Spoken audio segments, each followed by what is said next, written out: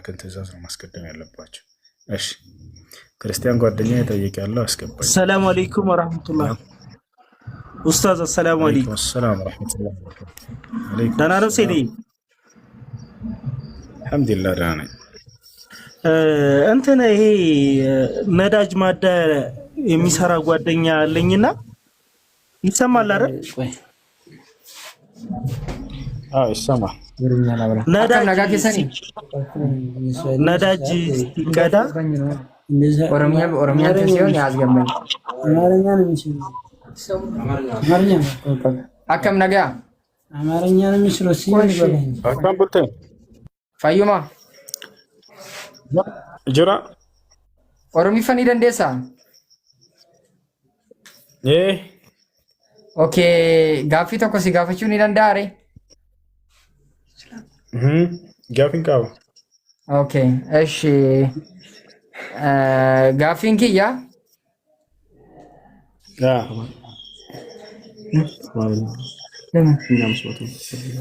ችግር የለውም። በኦሮምኛ አወራለሁ። ምን ችግር አለው? በኦሮምኛ አንተ አላህ ሁሉ ነገር ይችላል። አላህ ስብሐነሁ ወተዓላ ሁሉን ነገር ይችላል። ኢየሱስ ክርስቶስ ነው የማይችለው። እሺ ሁሉ ነገር ይችላል።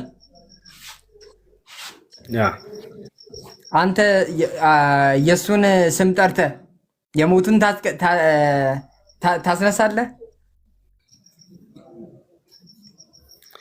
አሁን እኔን እኮ ነው እየጠየከኝ ያለው። አላህን ጠየክና ስለ አላህ ከዛ እኔን እንደገና ደግሞ ጠየከኝ። እንዴት ነው መሆን ያለበት መሰለህ ጥያቄው? አላህ ሁሉን ነገር ይችላል ወይ አልከኝ። አዎ ይችላል አልኩ። ከዚያ አላህ እንዲህ አድርጓል ወይ ብለህ ትጠይቀኛለህ። የሞተን አስነስቷል ወይ ካልከኝ አዎ የሞቱን በርካታ አስነስቷል። ማስረጃ ልስጥህ። ኢየሱስም አስነስቷል እኮ ኢየሱስም አስነስቷል። በራሱ አላስነሳም። በራሱ አላስነሳም። አምላካችን አላህ በራሱ ነው ያስነሳው፣ እሱ ነው። ኢየሱስ ክርስቶስ ግን ማስረጃ ልስጥህ። ዮሐንስ 11 ዮሐንስ 11 ኢየሱስ ክርስቶስ እኔ ከራሴ አንዳች ላደርግ አይቻለኝም ብሎ ምንም ነገር እንደማይችል ከራሱ ተናግሯል። ይሄን ታውቃለህ አይደለ? እሺ ሉቃስ 4 ቆይ አንዴ አዳምጥ። አንዴ ስለ ችሎታቸው እናውራና ከዚያ በኋላ እንደገና ስለ ሙታንን ስለማስነሳቱ እንቀጥላለን። አምላክ አላህ ሱብሓነሁ ወተዓላ ቃል በቃል ምን አለ መሰለህ ስለ ችሎታው ሲናገር ወላሁ ዐላ ኩሊ ሸይኢን ቀዲር አለ። እኔ አምላካችሁ አላህ ሁሉን ነገር በማድረግ ላይ ቻይ ነኝ አለ። አሁን ኢየሱስ ክርስቶስን ማነጻጸር ፈልገህ ነው አይደለ? ችግር የለውም። ምንም እንኳን እኔ ሰው ነው ነብይ ነው ብዬ ማምንም ላኪ አላህ ሱብሓነሁ ወተዓላ ከሰው ጋር ይነጻጸራል ብዬ ሳይሆን አንተ እንድትረዳ ዘንድ ነው ይሄን እያነሳሁልህ ያለሁት። አምላክ አላህ ሱብሓነሁ ወተዓላ እኔ ሁሉን ነገር በማድረግ ላይ ቻይ ነኝ ይላል። ኢየሱስ ክርስቶስ እኔ ሁሉን ነገር በማድረግ ላይ ቻይ ነኝ ብሎ ተናግሯል አልተናገረም? ኦኬ ዮሐንስ 5:30 እሺ እኔ ሁሉን ነገር በማድረግ ላይ ቻይ ነኝ ይላል ኢየሱስ። ዮሐንስ 5:30 ነው ያልከው ያለውን እኮ ኢየሱስ ክርስቶስ እኔ ሁሉን ነገር በማድረግ ላይ ቻይ ነኝ ብሏል ወይ?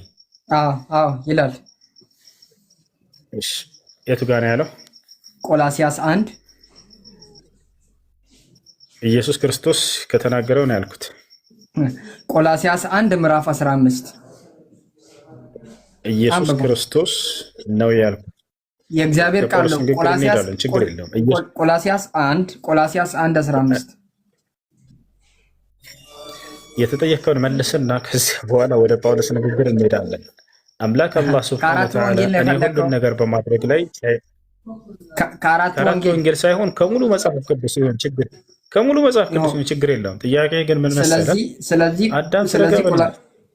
ቆላሲያስ 1:15 ቆይ አልጨረስክም። ወደ ስለዚህ አልደረስክም ገና ነው። ኢየሱስ ክርስቶስ እኔ ሁሉን ነገር በማድረግ ላይ ቻይ ነኝ ብሎ የተናገረበት ቦታ አለ ወይስ የለም? አለ። የት ጋር ነው ያለው?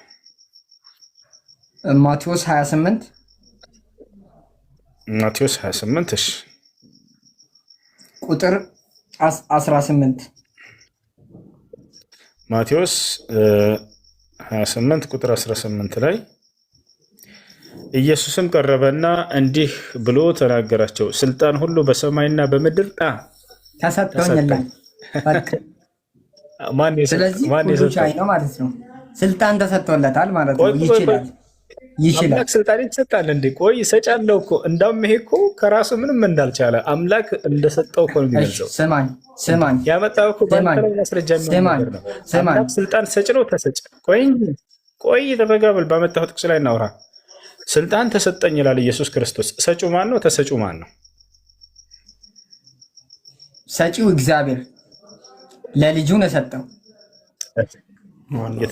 ስለዚህ ኢየሱስ ክርስቶስ ስልጣንን ተሰጥቶ ነው ለልጁ። አዎ ሁሉም ነገር። እሺ ዮሐንስ 3 እኮ ታራ ዮሐንስ 3 አምላክ ቆይ ተረጋጋ። አምላክ ቆይ አንዴ ተረጋጋ።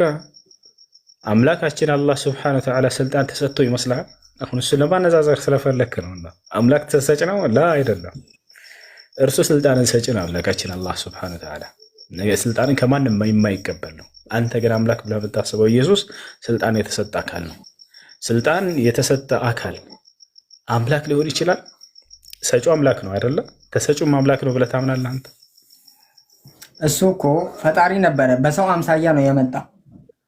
ፊልጵስዩስ 2:5 ላይ እንትን ማንበብ እችልልሃለሁ። እሱ ኦሮምኛ በደንብ ኦሮምኛ ትችላለህ? በደንብ አማርኛ ትችላለህ? እየተረዳህ ነው። ቀጥል። አማርኛ ይተሳሰራል፣ አፌ ይተሳሰራል በመሀል ማለት ነው። አልተሳሰረም። ይገባኝ። አብሽር፣ እኔ እረዳለሁ። ቀጥል። ኦኬ። ኢየሱስ ፍጹም ሰው ፍጹም አምላክ ነው። ገባክ? እንደሱ ብሎ ተናግሯል ኢየሱስ። ኢየሱስ እንደሱ ብሎ እኔ ፍጹም ሰው ፍጹም አምላክ ነኝ ብሏል። አለ ቆላስይስ 2:9 ኢየሱስ ክርስቶስ እኔ ፍጹም ሰው ፍጹም አምላክ ነኝ ብሏል። በእርሱ የመለኮት ሙላት ሁሉ በሰውነት ተገልጦ ይኖራልና። ያማን የእግዚአብሔር መለኮት በኢየሱስ ክርስቶስ ሰውነት ይኖራልና። ቆይ አንዴ ኢየሱስ ክርስቶስ እኔ ፍጹም ሰው ፍጹም አምላክ ነኝ ብሏል ወይ?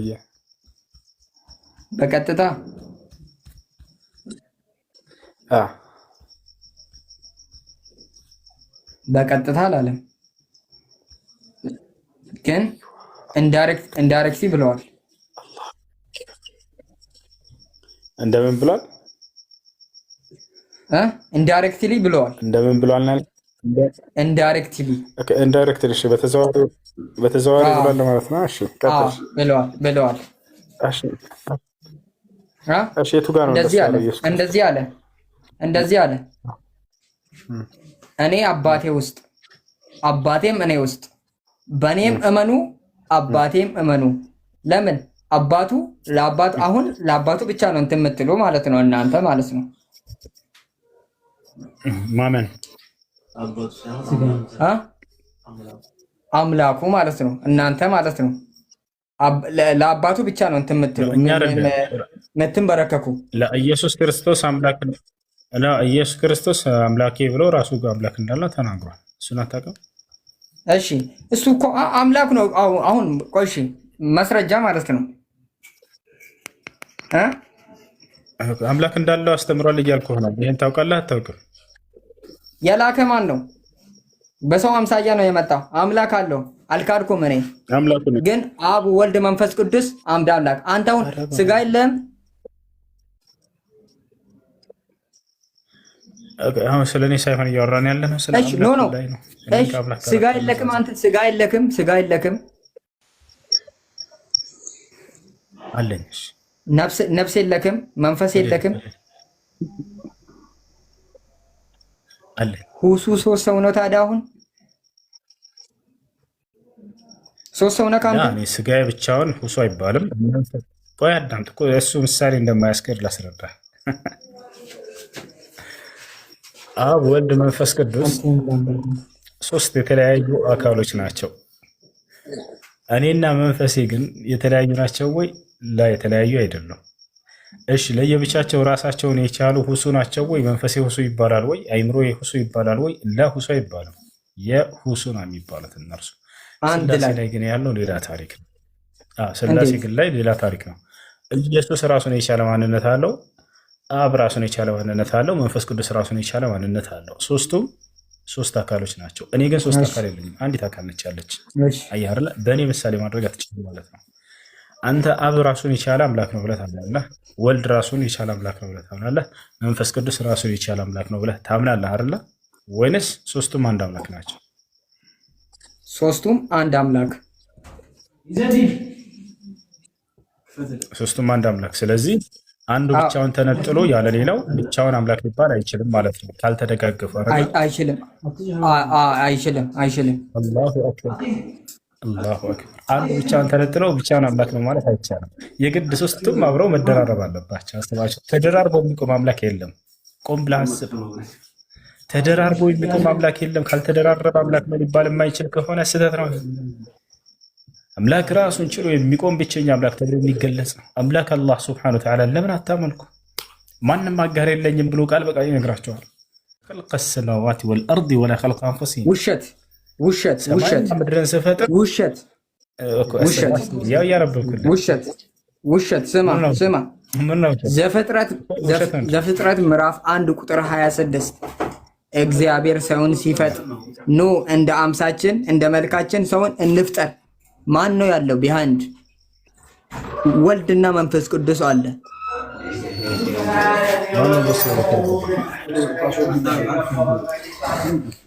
እንደሱ የተረጎመው ነው አለ።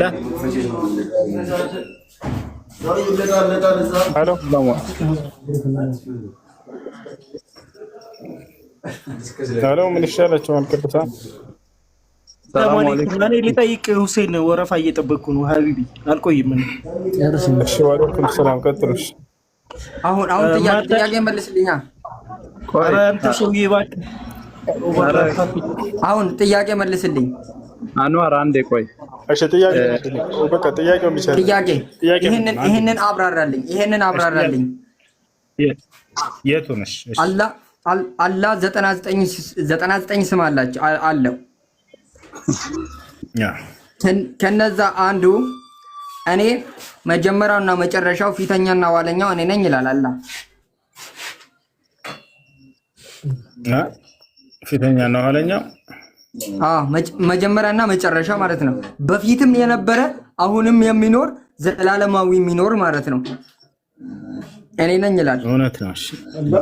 እሺ ወደ መጽሐፍ ቅዱስ ስትመጣ ራእይ 22:8 ራእይ 1:8 ኢሳይያስ 44 ቁጥር 6 እንደዚህ ይላል፣ እኔ አልፋና ኦሜጋ መጀመሪያና መጨረሻ ሁሉም የሚገዛ አምላክ እኔ ነኝ ይላል ኢየሱስ ክርስቶስ። አብራራልኝ። ምን ማለት ነው? ኦርቶዶክስ ነህ ፕሮቴስታንት? እኔ በወንጌል ነው ማምነው።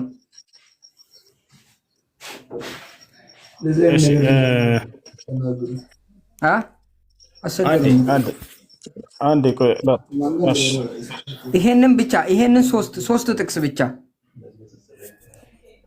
አብሽር ላሳይህ። እሺ እንግዲህ ዶርም ውስጥ ማርያም ሁላችሁ ጋር አንዴ ማን ጋር የሚረብሽ ድምጽ አለ? እሺ ተመልከቱ፣ ላሳያችሁ። ጉድ አንዴ ሜት አድርገው፣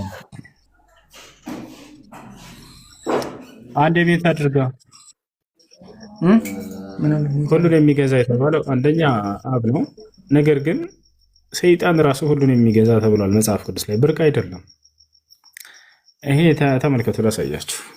ምን ይላል? ይታያቸዋል። የመጀመሪያው ምን ይላል? ሁሉን የሚገዛ የሚለው ይሄ በቢጫ ያለ ይታያቸዋል። ሁሉን የሚገዛ ማን? ሰይጣን። ጉድ ተመልከቱ። ሁሉን የሚገዛ ስለተባለ እንደው ለኢየሱስ ነው ብንለው ራሱ አምላክ አያደርገውም። ሰይጣንም ሁሉን የሚገዛ ተብሏል። እንደ ክርስትና ሰይጣን እኮ አምላክ ነው ጀማ። ቃል በቃል እንደውም ሰይጣን አምላክ ነው ተብሏል። ኢየሱስ ቃል በቃል አምላክ ነው ሳይባል ሁሉን የሚገዛ ሰይጣን። አያችሁ፣ አንድ ቦታ ብቻ አይደለም፣ ሁሉን የሚገዛ ሰይጣን ያው በርካታ ቦታ ላይ። እግዚአብሔርም ሁሉን የሚገዛ ተብሏል። ተመልከቱ። እግዚአብሔር ነው ወይ? እግዚአብሔርና ሰይጣን የአንድ ሳንቲም ሁለት ገጽታዎች ናቸው ወይ ትላላችሁ? ያው ሁሉን የሚገዛ ልዑል እግዚአብሔር ይላል። እዚህ ጋር ደግሞ ሁሉን የሚገዛ እግዚአብሔር ይላል። ሁሉን የሚገዛ እግዚአብሔር፣ እዚህ ጋር ሁሉን የሚገዛ ሰይጣን። የጉድ ሀገር አንደኛ ይሄ ነው። ምን ትላለህ በዚህ ላይ? ሰይጣንን ሁሉን የሚገዛ ተብሏል። አምላክ ነው ማለት ነው። ታይፒንግ ارفع الميوت وتكلم. الو ولك الو الو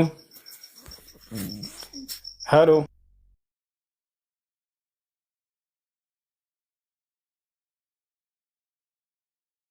ايش ጥያቄ አለ? ይቀጥል። ፈጣሪ ነኝ የሚል ግን የለም። አምላክ ነኝ የሚላል የኳን መለሰና ያልጠየቀውን ደግሞ አምላክ ነኝ የሚል በቀጥታ ይገባል። ፈጣሪ ነኝ የሚል አለው። ፈጣሪና አምላክ ይለያያል። የጠየቀኝ ሳይሆን ለተናገርከው ማስረጃ ልሰጥ ነው የመጣሁት። ፈጣሪ ነኝ እንዳለ አምላክ ነኝ እንዳለ አልቀረላ። ስለዚህ የጠየቀውን ቃል እያልክ ነበር። አሁን እኔ ፈጣሪ ነኝ የሚል ቃል አለ በመጀመሪያ። ከዚያ መቀጠል እኔ አምላክ ነኝ ወደሚለው እንሄዳለን አለ እኮ። አዎ የሚገዛ ሁሉን የሚገዛ አምላክ ነኝ የሚል ካለ ያው ፈጣሪ ነኝ ማለት እኮ። ያው የሚል ቃል ተውና ፈጣሪ ነኝ የሚል ቃል አለ ወይ ነው ጥያቄ። ከዛ አምላክ ነኝ የሚል አለ ወይ የሚለውን ደግሞ በቀጣይ ቶሎ እንሄዳለን እኮ። ጥያቄህን በጥያቄ ስመልሰው አምላክና ፈጣሪ ይለያያሉ።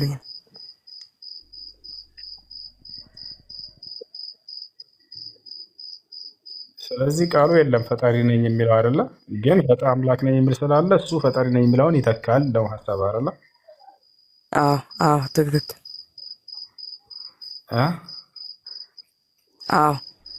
ትክክል። በጣም ጥሩ። ፈጣሪ ነኝ የሚል የለም። እሺ እኔ አምላክ ነኝ ያለበት ኢየሱስ ክርስቶስ እሺ እኔ አምላክ ነኝ ያለበት የት ወርጋ ነው? አሁን ወርስ ነው። እሺ ዮሐንስ ራእይ 1:8 እኔ አምላክ ነኝ ያለበት ኢየሱስ ክርስቶስ በአራት ወንጌላቶች ላይ የለም አይደለ? እኔ አምላክ ነኝ ያለበት በአራት ወንጌሎች ላይ እኔና አብ አንድ ነን ያለበት አለ። ይሄም ያው አምላክ ነኝ እኔና አብ አንድ ነን የሚል ቃል አለ። ነገር ግን ቃል በቃል ነው የምንፈልገው ስላላችሁኝ አምላክ ነኝ የሚል ዮሐንስ ራእይ 1:8 ላይ አለ። ያው እንደዚህ ነው። ያው እንደዚህ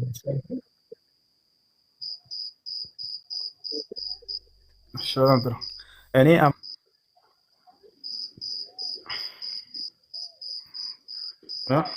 ይሰማ ልጆች ወይስ ይቆራረጣል?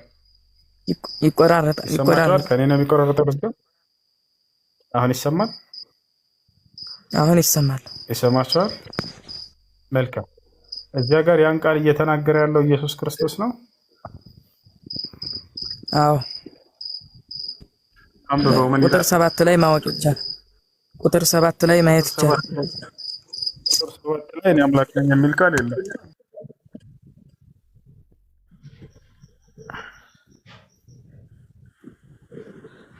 ቶሎ በላይ ወላ ተዋዶ ቁጥር 7 ላይ እኔ አምላክ ነኝ የሚል ቃል የለም።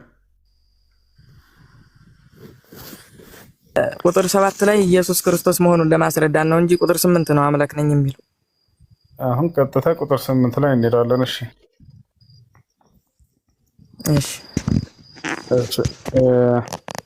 ከቁጥር 7 ጀምረን እናንብበው። አንተ ከፈለከው ችግር የለውም። ከቁጥር 7 እሺ። እነሆ ከደመና ጋር ይመጣል። አንድ ጊዜ ከይቅርታ ጋር ስልክ ላንሳቆ። እሺ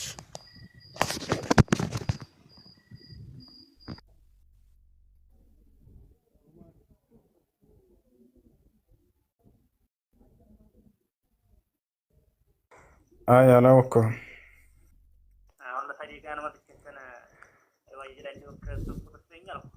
እሺ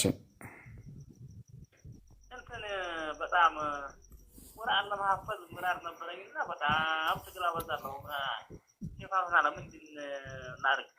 መድረሳ በአቅራቢያቸው ወደሚገኝ ቦታ ግቡና እዚያው ማሐፈዝ ይቻላል። በአቅራቢያቸው ወደሚገኝ የቁርአን መድረሳ ካለ ወደዚያ ገብታችሁ ማሐፈዝ ከአስተማሪ ጋር እሱ የተሻለ ነው። ማለት ይታፈዛል እንግዲህ በአስተማሪ ሲሆን እንዲሁም ደግሞ ከተማሪዎች ጋር አብራቸው ስትሆኑ ጊዜ እዛኔ ጥንካሬውም ሌሎችን እያያችሁ ብርታቱም ስለሚመጣ አብሮ መሆኑ መልካም ነው። ያ ነው። ሰላም ነው ወላሂ አልሐምዱሊላህ።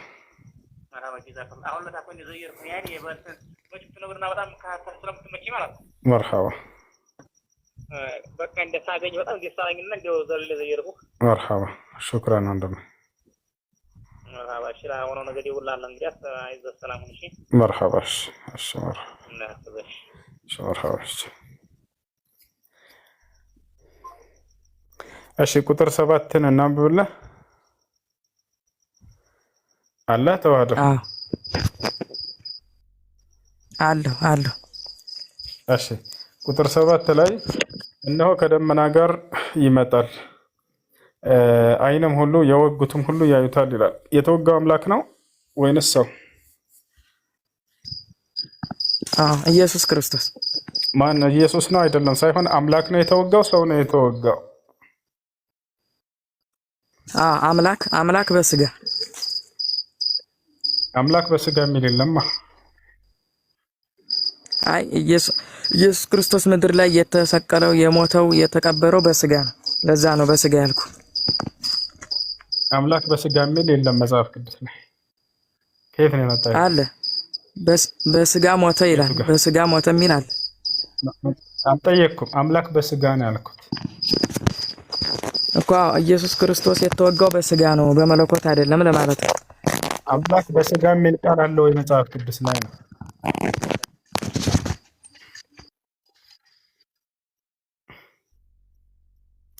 ሚውታት ታድርግ ከመልስ ከሌለ የለም በለንና ሚውታት። አምላክ በስጋ የሚል ቃል ለመጽሐፍ አምላክ በስጋ የሚል ቃል አለ ወይ መጽሐፍ ቅዱስ ላይ? አይ አምላክ በስጋ የሚል አለ ሳይሆን ያልኩት የተወጋው በስጋ ነው ያልኩት። የደቀ ነው ስትጠይቅ ባለው መጽሐፍ ላይ መለሰ። አምላክ በስጋ የሚል መሸወር የለም ነገር መጽሐፍ ቅዱስ ላይ የለም። አምላክ በስጋ የሚል ቃል ሲጀምር አይደል ቃል በቃል ሳይሆን ሐሳቡ አለ ነው እያልኩ ያለው። አምላክ በስጋ የሚል ቃል አሳየኝ መጽሐፍ ቅዱስ ላይ። ጴጥሮስ መልእክት ላይ በስጋ ሞተ ይላል። አልጠየቅኩም። እሱ አምላክ በስጋ ነው ያልኩት እኮ። በስጋ ሞተ ካለ በመንፈስ ግን ሕያው ሆነ አለ። ስለዚህ አምላክ የሞተው በምንድን ነው? በስጋ ነው። ይሄን ነው ያመጣው። አምላክ በስጋ የሚል ቃል የቱ ጋር ነው ያለው? ጥቅስ ከዛ እያይዘ ሳይሆን አምላክ በስጋ የሚል ቃል የለም ሲጀመር። አምላክ ራሱን የቻለ ነው። ስጋ ራሱን ፍጡር ራሱን የቻለ ነው። ይወጣል አይደል? ኢየሱስ ክርስቶስ የትኛውን ቦታ ላይ እኔ አምላክ በስጋ ነኝ አላለም። ይወጣል። ስለዚህ አምላክ በስጋ የሚል ቃል አለው የመጽሐፍ ቅዱስ ላይ የለም በፍጹም። አሁን እኮ ለኛ የሚያስፈልገን ይሄን ተናጋሪው ኢየሱስ ክርስቶስ መሆኑ ነው አይደል? አንተ የተናገርከው እዚህ ልትፈታ ያልክበት ቃል የለም መጽሐፍ ቅዱስ ላይ አምላክ በስጋ ብለው ሐዋርያቶችም አለ ኢየሱስ ክርስቶስም ሐሳቡ አለ።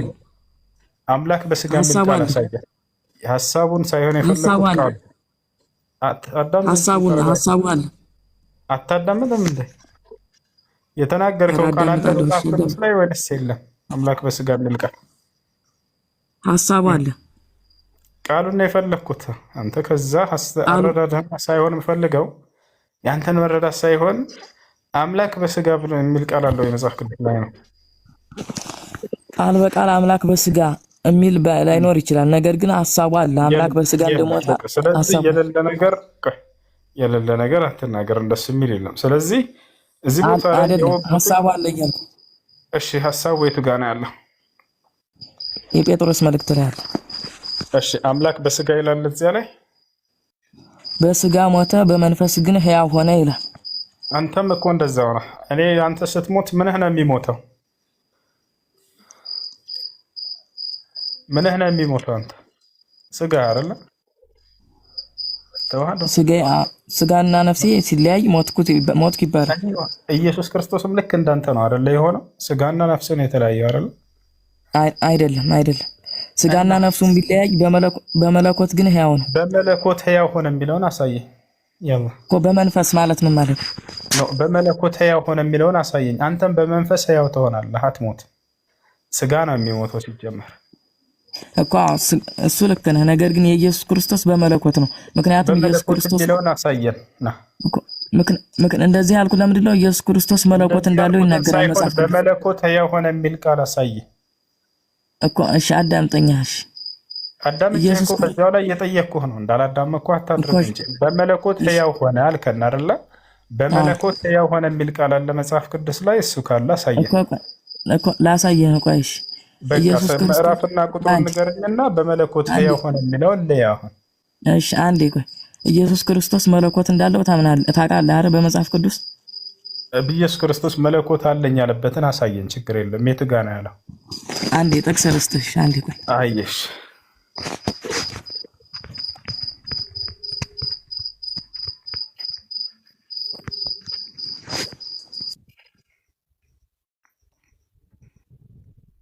እሺ ጥያቄ አለ ካለ ቀጥታ ይችላል። ሰላም አለይኩም።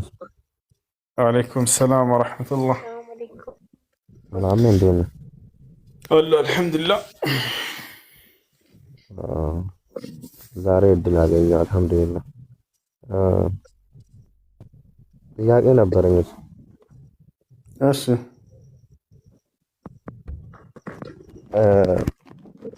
ለምሳሌ የሆነ ስለ ግድያ ነው የሆነ ሰውን ገደለን እና እሺ በሸሪያ ያው ወይ የገደለ ይገደል ነው የሚባለው አይደለ?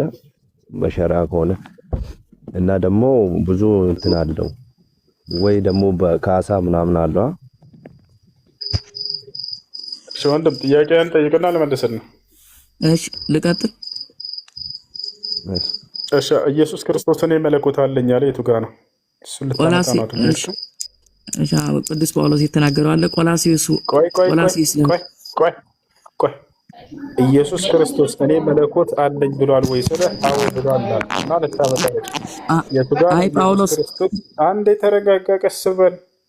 ልታመጣ ሄድከው ኢየሱስ ክርስቶስ እኔ መለኮት አለኝ ብሏል ወይ ስለ አዎ ብሏል አልክ። የቱ ጋር ነው እንደሱ ያለው? አይ ጳውሎስ ነው ያለው።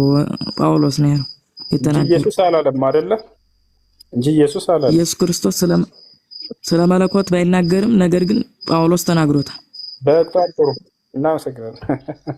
እሺ ስለዚህ ኢየሱስ ክርስቶስ እዛ እንዳለው አያውቅም። የራሱ መጥቶ ግን መለኮት እንዳለ ተናግሯል አይደለም?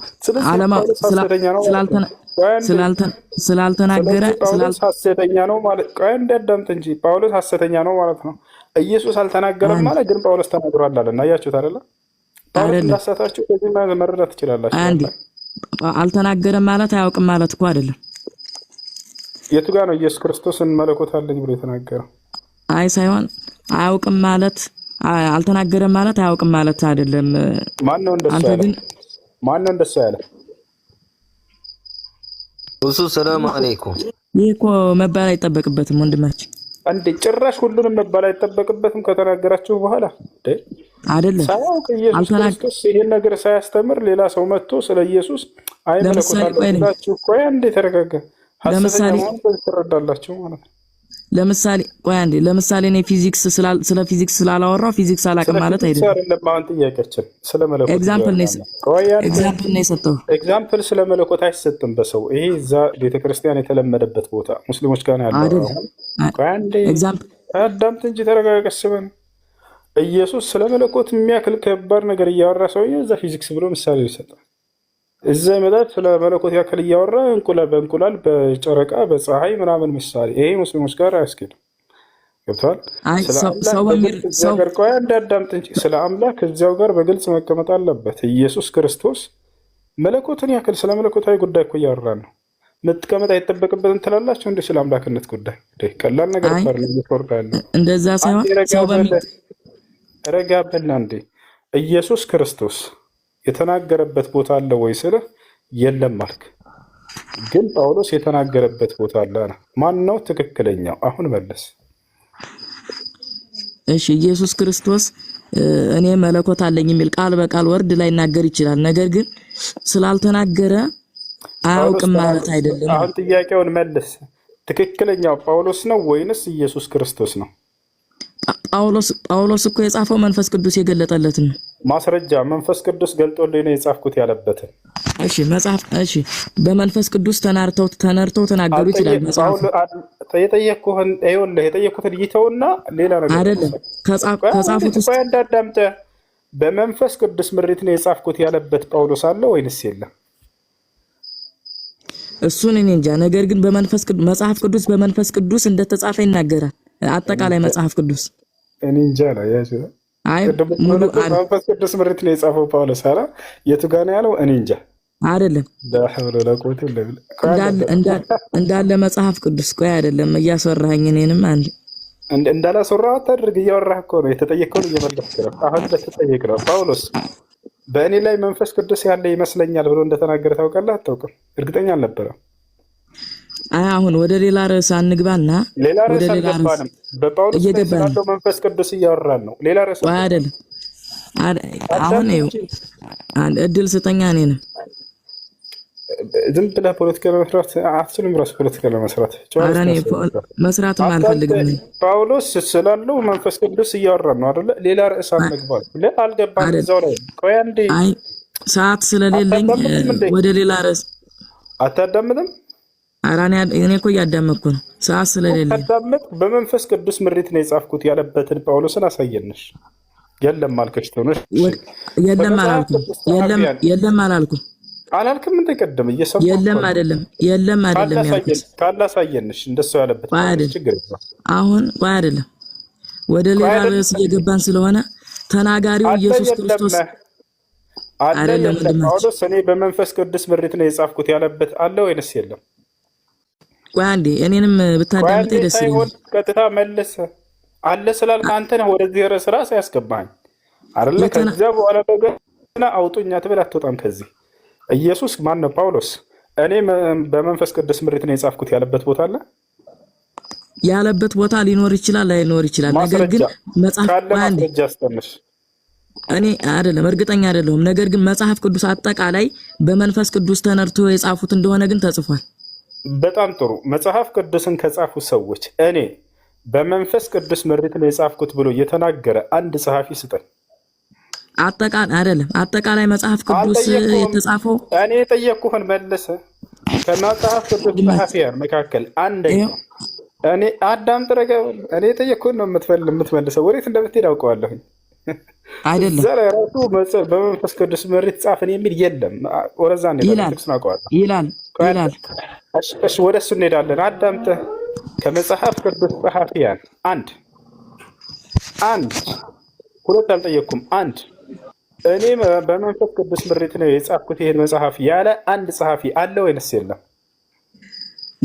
ያን እኔ እርግጠኛ አይደለሁም። ሊኖርም ላይኖር ግን አሁን ይሄንን በቤት ስራ ያዘው። እሺ በቃ እሺ ቆይ አንዴ አይረጋ ወንጂ ታራዝ መለስክ እኮ ሀሳብ ልስጥና ከዛ ወደ ቀጣይ ትሄዳለህ። ችግር የለውም። እድል ግን እየሰጠኝ አይደለም። አንዳንድ ተረጋብል። እድል እየሰጠኝ አይደለም ይላል እየመለስክ አንዴ ልናገርና ትቀጥላለህ። ችግር የለም። እንዳልተናገርክ እንዳላስናገርኩ አታድርግኝ። አሁን ትልቅ ሰው አይደለህ እንዴ? አሁን ምን አለ ኢየሱስ ክርስቶስ ማን ነው? የመጽሐፍ ቅዱስ ጸሐፊያን አንድ እንኳን እኔ በመንፈስ ቅዱስ ምሪት ነው የጻፍኩት ብሎ የተናገረ አለ ወይንስ የለም? ወፍ የለም። አሁን ወደምትሄድበት ማነው ወደምትፈልገው ጥቅስ እንድትሄድ ልለቅህ ነው። ችግር የለም። አንዴ እሺ እድል ስጠኝ። አዳም ተረጋብል። እድል እየሰጠኝ አይደለም ግን እሺ እኔ ረጋ ብላለሁ። እሺ እድል ማልሰጠህም እስካሁን አላስወራህም። ይቅርታ አውራ። እሺ ርዕሳችን በጣም ሽፍት እያደረገ ነው የመጣው። ነገር ግን ዋናው ነገር እዛ ጋር ዮሐንስ ራእይ ጋር ይሄን ሌላ ቀን እንቀጥልበታለን። አሁን ግን ሰዓት ስለሌለኝ ዮሐንስ ራእይ ጋር ተናጋሪው ኢየሱስ ክርስቶስ መሆኑን ብቻ ነው እኛ አሁን ማወቅ የምንፈልገው ዋናው። ምክንያቱም አምላክ ነኝ ስለሚል ከታች ኢየሱስ ክርስቶስ ተናጋሪው መሆኑ ታወቀ አምላክ ነኝ ብሏል ቃል በቃል። ስለዚህ ይሄን ነው የምፈልገው። ቆይ ራስህ ነህ በመንፈስ ቅዱስ ነው ምሪት ነው የጻፉት ብለሃል። ቆይ እንዴ አታዳምጥም? ና ጦራ ምን አልከኝ? يلا نزله تحت ራሱ በመንፈስ ቅዱስ ምሪት ነው የጻፉት አለ። በዛ እያንዳንዱን በተናጠል ሲይዘው ጳውሎስን ስለው ይጻፍ አላውቅም ማለት ታማር ከቻላችሁ ታባርኩ እያዘኝ ሰላም አለይኩም ተስተለባለ ሰላም አለይኩም ሰላም ወራህመቱላህ አይሰማቸው እንጂ ወአለይኩም ሰላም ይሰማል ደህና ነኝ አልሐምዱሊላህ እሺ አልሐምዱሊላህ ጥያቄ ነበረኝ አንድ 3 ጥያቄ ነበረኝ እሺ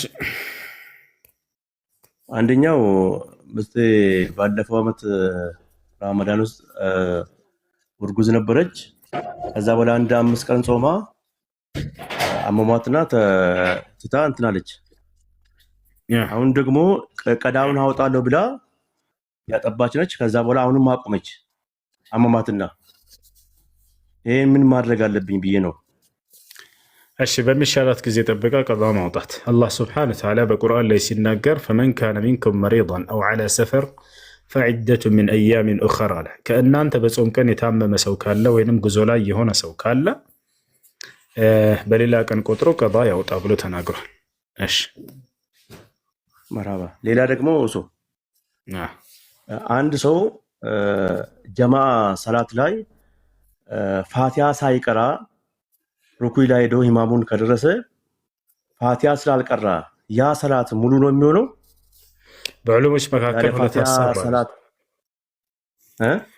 እሺ በዕሉሞች መካከል ሁለት ሐሳብ አለ ግማሽ ዕሉሞች ረካውን እንዳገኘ ይቆጠራል ከሩኩዕ እስካልተነሳ ድረስ ኢማሙ እዛ ላይ ከደረሰ የኢማሙ ሱረቱል ፋቲሃን መቅራቱ ይበቃዋል ያላሉ ሌሎች ደግሞ አይበቃውም የግዴታ ራሱን መቅራት አለበት ካልሆነ ረካውን እንዳላገኘ ነው የሚቆጠረው ብለው ተናግረዋል ለከኺላፉ ለመውጣት ሲባል ሁለተኛውን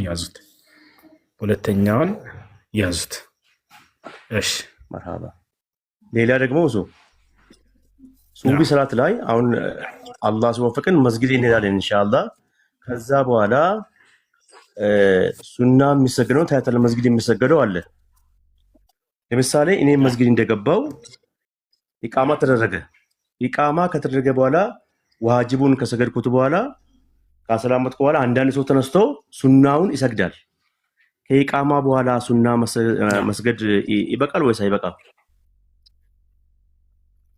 አይቻልም መስጂድ ለመስገድ ሄዶ ወንድ ልጅ ኢቃም እየተደረገ እየሰማ እንደ አዲስ ሱና ሶላትን መስገድ አይፈቀድለትም ወደ ዋጅቡ ነው መግባት ያለበት ነብዩ ሰለላሁ ዐለይሂ ወሰለም اذا اقيمت الصلاه فلا صلاه الا الفريضه او كما قال النبي صلى الله عليه وسلم ኢቃም ከተደረገ ከግዴታ ሶላት ውጭ ሱና ሶላት የለም ብለው ተናግረዋል ስለዚህ ዋጅቡ ሶላት ኢቃም እየተደረገ ሱና ሶላት መጀመር አይቻልም አይፈቀድም ዋጅቡን ከሰገድኩ በኋላስ ዋጅቡን ከሰገዳችሁ በኋላ ግን ያንን በቀዷ ዋጅቡን ከሰገዳችሁ በኋላ ከዛ በኋላ በቀዷ መልክ ያለፈውን ቀብልያ ሱና ባዕድያ ላይ ተሰግዱታላችሁ ነብያችን ሰለላሁ ዐለይሂ ወሰለም እንደሱ አድርገዋል ይቻላል ማለት ነው ይቻላል ቀዷ ማውጣት መርሃባ ሰላም አለይኩም እንግዲህ በረካውን ልኝ ብዙ አለይኩም ሰላም ወራህመቱላሂ ወበረካቱ مرحبا وعليكم السلام ይሰማል السلام عليكم وعليكم السلام አይሰማም ይሰማል ከወለድኩ በኋላ ነውና ልጅቱ የሞተችው ያኔ ውስጤ ነው የሞተችውና እንዴት ነው ያኔ እሷ ስም ይወጣላታል ወላ አይወጣም ይወጣላቸዋል ስም አውጡላቸው ሐቂቃም ከቻላቸው አውጡላቸው አይሰማም የምለው ድምጽ ስም ይወጣላቸዋል ሐቂቃም ይደረግላቸዋል እሺ ከላይ የእስራኤል አምላክ የሚለው ልጅ ተናንሳ እሺ የእስራኤል አምላክ ተናንሳ የእስራኤል አምላክ ነው ሌላኛው ጥያቄ ማለት እሺ ኮሜንት ላይ ምን ነበር ያልከው ሜት አድርጌው ኮሜንት ላይ ምን ነበር ያልከው ሜት አድርጌው ያ እሺ ኮሜንት ላይ ምን ነበር ያልከው እስራኤል አምላክ አንድ ነው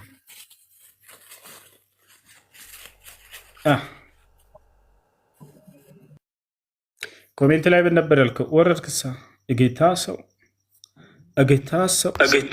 ሰላም አለይኩም። እሱ ገስቱ የማን ነው? እጌታ ነው። ግባ እንጂ እጌታ ሰው። እሺ ዋልክ ሰላም ወራህመቱላሂ ወበረካቱ። እንዴት ነው እሱ? አልሐምዱሊላህ አልሐምዱሊላህ። ጥያቄ ነበረኝ።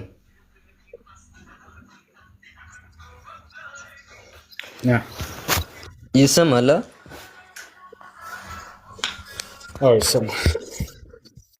እሺ እኔ የምጠይቀው አንዳንድ ሰዎች የሆነ ማይሆን ነገር ለምሳሌ እስልምናን ሙስሊም ያልሆነ ሰው ዝም ብሎ ሲሰድብ በሱ ልክ መሳደብ እና የሆነ ጸያፍ ቃል ስል ምላሹን መስጠት እንዴት ይታያል?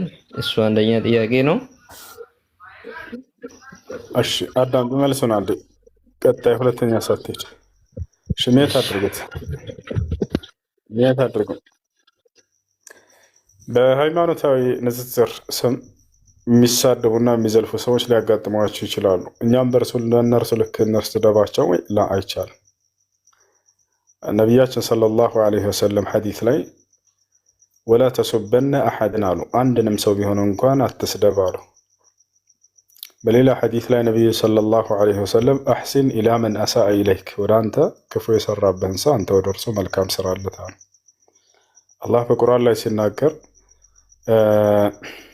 ወቁሉ ሊናሲ ሑስነን አለ፣ ለሰዎች ሁሉ መልካም ንግግር ተናገሩ እያለ ይናገራል። እና ስለዚህ ሰዎች በመጥፎ ቢመጡባቸውና ቢወርዱ እናንተ እነርሱ የወረዱበት ርካሽ ቦታ ላይ እንዳትወርዱ። እንደ ንስር አሞራ ሁኑ፣ ሁሌ ከላይ ሆናችሁ ትሄዳላችሁ፣ ጥንብ አንሳዎችን ትርቋቸዋላችሁ፣ በጣም ከሩቁ ናችሁ። እንዳጠቃላይ ለሰው መልካምን አስቡ፣ ለሰው መልካምን አድርጉ። እነሱ መጥፎ ቢሆኑባቸውም እንኳን እነሱ ተሳደቡ ብላችሁ እነርሱ የሚያመልኳቸውን እንዳትሰድቡባቸው። አላህ ስብሓነሁ ወተዓላ በቁርአን ላይ ሲናገር ምን ይላል? ቃለ ስብሓነሁ ወተዓላ ወላ ተሱቡ አለዚነ የድዑነ ሚን ዱኒላህ፣ እነዚያ ከአላህ ውጭ ሌላን አካል የሚያመልኩ ሰዎችን አትስደቧቸው እያለ ይናገራል። እነሱ ቢሰድቧቸውም እንኳን ስድብ የእናንተ አይደለም፣ የእናንተ ቅኑን መንገድ ማስተማር ነው። ስድብን ለእነሱ ተውላቸው፣ ትምህርትን ለእናንተ። ሀይ ነቢያቶች ያስተምራሉ እንጂ የሚሰድቧቸውን ሰዎች እየዞሩ አይሰድቧቸውም ነበር። ከእናንተ ረአያት መልካምነትን ካልተማሩ ከማን ይማራሉ? እነሱ ቢሰድቧቸውና እንዳሰድቧቸው እነሱ የናንተ ረአዮቻቸው አይደሉምና። እነሁም ለይሱ ቁድወተን ለና፣ እነርሱ ለእኛ ረአዮቻችን አይደሉም። የወረዱበት ርካሽ ቦታ የስድብ ቦታ አንወርድም። ይሄ ነው። ነቢያቶች ብዙ ተብለዋል፣ እብድ ተብለዋል። አንድ ነቢይ የለም እብድ የተባለና የተሰደበ ቢሆን እንጂ። ከዛሊከ ማ አተ አለዚነ ሚን ቀብሊሂም ሚን ረሱሊን ኢላ ቃሉ ሳሕሩን አው መጅኑን። አንድ መልእክተኛና ነቢይ አልመጣም ከአንተ በፊት የነበሩ ሰዎችን እነዚያ ሰዎች ለነቢያቶቻቸው እብዶች ብለው የሰደቧቸው ቢሆን እንጂ እያለ ይናገራል። ወይንም ደጋሚዎች እያሉ ይሰድቧቸው ነበር ይሰድቧቸው ነበር። ነገር ግን እነዚያ ነቢያቶች በትዕግስት ያሳልፉ ነበር። እናንተም የነቢያት ተከታዮች እንደመሆናቸው መጠን የሚሰድቧችሁን ዱዓ አድርጉላቸው፣ ጸልዩላቸው፣ ወደ ቅኑ መንገድ አላህ እንዲያመጣቸው እንጂ አትስደቧቸው። አይ እሺ ጀዛኩም ለኸይራን። ሁለተኛ ጥያቄው በእንትን ዙሪያ ሱጁድ ሰህው ዙሪያ ይሰማላ? ይሰማላ? ሱጁድ ሰህው ዙሪያ ሰዓት አጋጥሞኝ እየሰገድኩኝ ምንድነው ወይ ምንድነው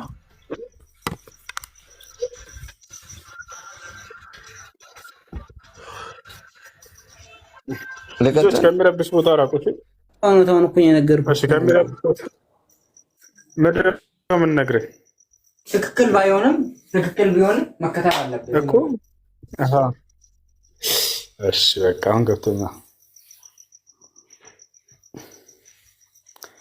በልሽ ለምን ታረጉታላችሁ? ዋና እሺ እኔ ነኝ ሙት ያደረኩት። ጥያቄ ላይ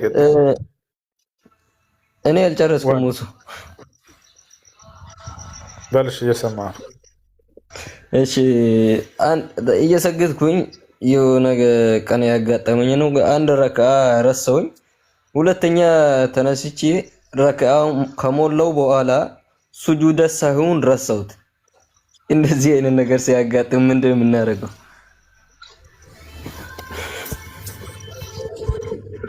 ስጁድ ሰሁን የረሳ ሰው ስጁድ ሰሁ ማድረግ አለበት። ሌላ ምንም የለበት።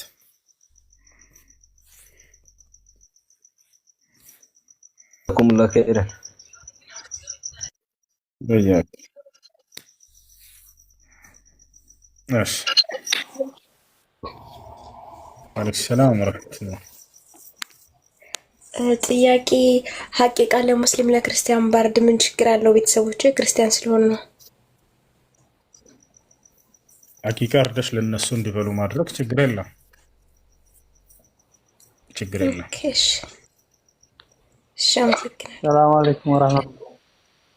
ሰላም አይ ክርስቲያኖች ብታበላቸው ችግር የለም። አላህ በቁርአን ላይ ላ የንሐኩም አላሁ አን ለዚነ ለም ዩቃቲሉኩም ፊዲን ይላል። እነዚያ በሃይማኖታችሁ ምክንያት ያልተዋጓችሁን የሌላ እምነት ተከታዮች መልካም ብትውሉላቸው አልከለከላችሁም ብሎ ተናግሯል። እሺ ያቃለ ይቀጥል። አመሰግናለሁ። ሰላም አለይኩም ወራህመቱላህ። ወአለይኩም ሰላም ወራህመቱላህ። እንዴት ነው ኡስታዝ? ሰላም ነው አልሐምዱሊላህ። ጥያቄ የሆነ ኒካ ምናምን የሆነ ልጅ በቃ አልወደውም ምናምን ብላ ባሏን ማለት ነው። ከዛ ባሏ ደግሞ ያው ብዙ ብር ምናምን እንደሚጠይቃት እርግጠኛ ናት። ያኔ ከሱ መለየት አልችልም ወይ በቃ የማይለቀኝ ምንድነው ማድረግ የምችለው? በቃ ምን ላደርግ ምናምን ብላ ጠይቀኝ ነበር እኔን ማለት ነው። ሸሪዓ ፍርድ ቤት ማድረግ ይችላል ወይ? አንድ ነገር ማለት ለማለያየት ይችላል ወይስ ምንድነው? ነው የግዴታ ብሩን መክፈል አለበት? ፍች የምትጠይቅበት ምክንያት ምንድን ነው? ፍች የምትጠይቅበት ምክንያት ያው ከዚህ ቀደም ብዙ ጊዜ በድሎኛል። ቤተሰብ ጋር ለራሱ አማቶችን እና እናትና አባቶችንም ይሳደባል። አብዛኛውን እኔንም ደግሞ ይደበድበኛል። አሁን ሳውዲ ምናምን መጣሁ ምናምን ገና ወር ነው የሆነኝ አለች እና ሳውዲ ከመጣሁ በኋላ በቃ እስካሁንም ድረስ ለራሱ በቃ ምንም ነገር ሌላ ሴት ጋርም እንደዚህ በቃ መጃጃል ነው ደላላ ነኝ እያለ ምንም ውስጥ የሰላም አይደለም። ስለዚህ በቃ እኔ አልፈልገውም ካልኩ ሴት ልጅ በሸሪዓ መለያየት አትችልም ወይ ከማትፈልገው ባሏ ጋር ምንድነው ምናምን ያለች።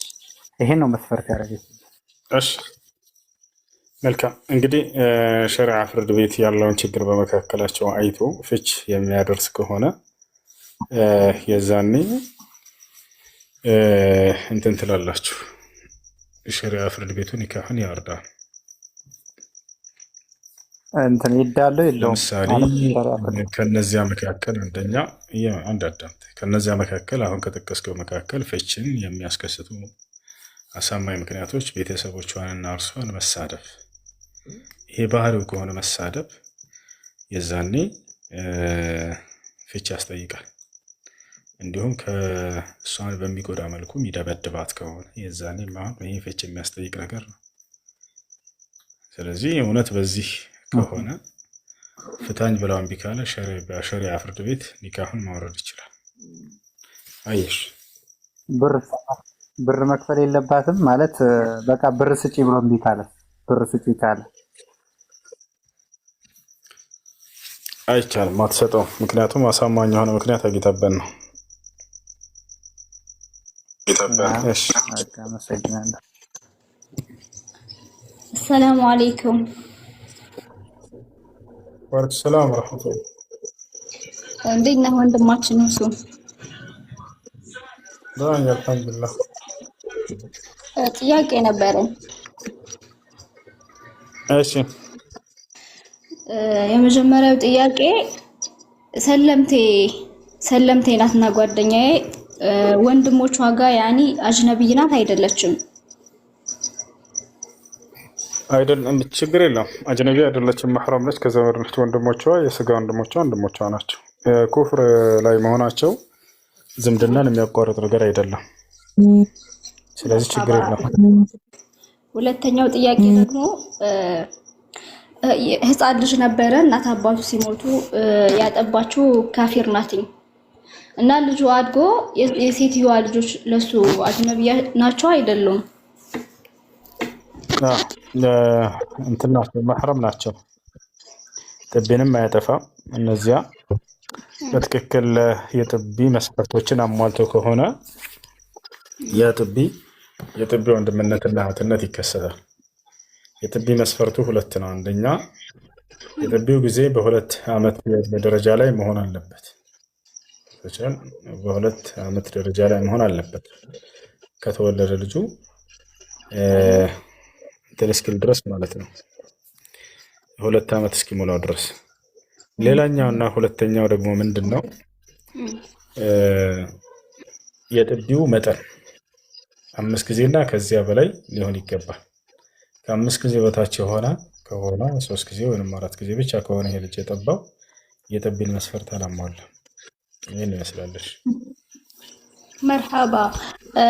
ሌላኛው ጥያቄ ደግሞ በረሱል ዘመን ሰለላሁ ዐለይሂ ወሰለም የነበሩ ሰዎች እሳቸው እንደሚመጡ እየጠበቁ ግን ሸሃዳ የለም። ያኒ ረሱል ሳይመጡ በፊት እነሱ ወደ አኺራ ሄዱ። እነዛ ሰዎች ሙስሊም ናቸው ምንድን ናቸው የሚባሉት? ሸሃዳ የለም የተባለው ስህተት ነው። በነቢያቶች ዘመን ሁሉ ሸሃዳ አለ። በዒሳ ዓለይሂ ሰላም ዘመንና ከዚያም በኋላ እስከ ነቢ ሰለላሁ ዐለይሂ ወሰለም ዘመን ድረስ ሙስሊሞች ነበሩ። ነቢ ሰለላሁ ዐለይሂ ወሰለምን ይጠብቁ ነበር። ሰልማን አልፋሪሲ ይህንን ተርኳል። ከታሪክ ይህን ማስረጃ የሚፈልግ ሰው እንሰጠዋለን። ከቁርአንና ከሐዲስ አንፈልግም ይላሉ ብዙ ጊዜ። ከታሪክ ነው የምንፈልገው። እስልምና ለመኖሩ ሙስሊሞች ለመኖራቸው ከነቢ ሰለላሁ ዐለይሂ ወሰለም በፊት ለሚሉ ሰዎች ማስረጃ አለ።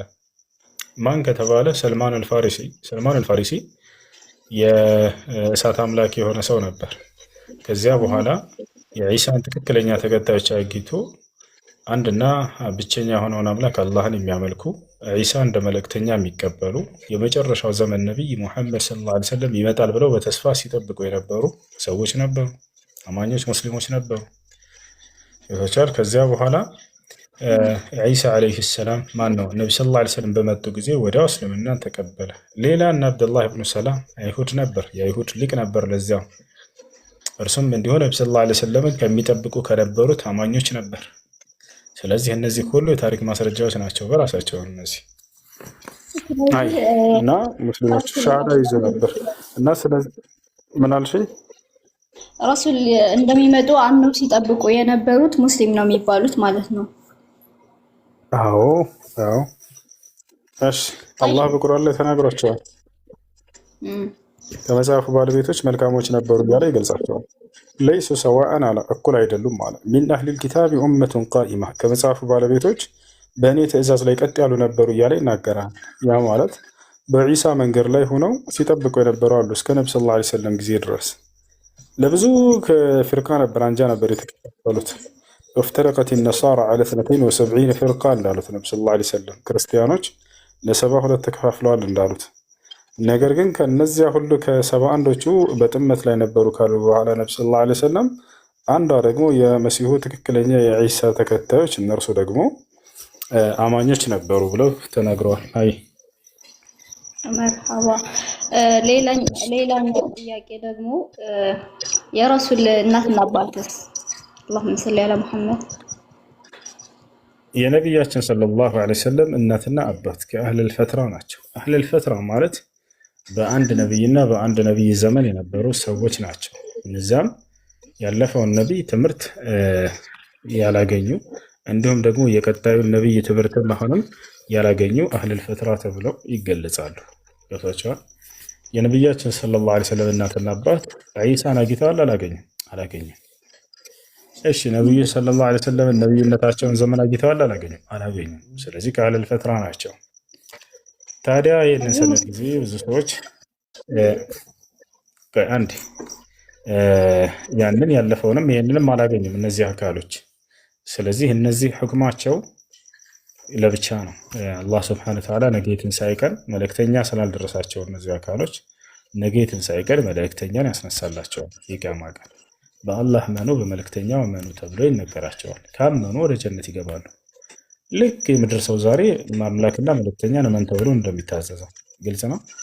የዛኔም እነርሱ ይሄ መልእክት ይነገራቸዋል። ካመኑ ጀነት ይገባሉ። አያና ምንም አሻፈረኝ ካለ የማንም ለምን የነብይ እናትና አባት አክስት አጎት አይሆንም? ጀሃነም ይገባታል። ወላክ አላህ ፍትሃዊ የሆነ አምላክ ነው። በአንድ ነብይ ዘሩን ሁሉ ገነት አስገባላኝ አላለም። በዘር አይደለም አላህ ሰዎችን ጀነት የሚያስገባ በእምነትና በስራ ነው። መርሐባ ጠይብ። አሁን ለምሳሌ ያኒ ካፊር ናቸው፣ ህፃን ልጅ ተወልዶ ሞተ። ያ ህፃን ልጅ ያኒ ምንድን ነው የሚሆነው? እሱም ልክ ከአሁኖቹ መካከል በዑለሞች መካከል ኺላፍ አለው። በዑለሞች መካከል በርካታ ኺላፍ አለ በዚህ ጉዳይ ላይ። ነገር ግን ትክክለኛ ምንድን ነው ከተባለ ቡኻሪ ላይ በተዘገበ ሐዲስ ነቢያችን ሰለላሁ ዐለይሂ ወሰለም አጥፋሉ ሙስሊሚን ፊል ጀና አሉ።